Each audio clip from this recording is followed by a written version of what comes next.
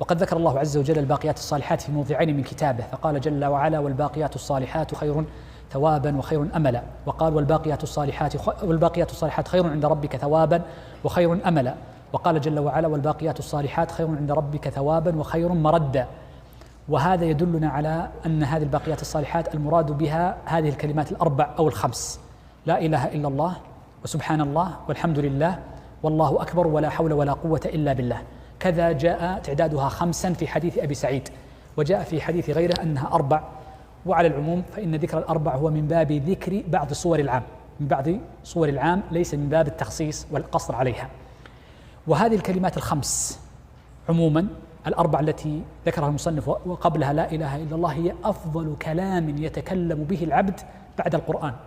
أفضل كلام تتكلم به هذه الباقيات الصالحات، فهي خير ثوابا أجرا عند الله، وخير أملا، يعني يعطيك الله عز وجل بها ما تأمل وإن لم تطلب. من شغله ذكري عن مساءلتي أعطيته أفضل مما أعطي السائلين، كما في الحديث عند النسائي من حديث أبي سعيد.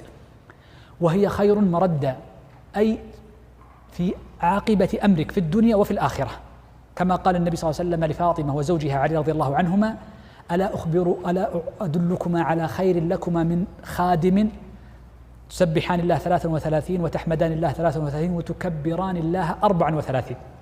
فالباقيات الصالحات خير مردا في الدنيا وخير مردا في الآخرة.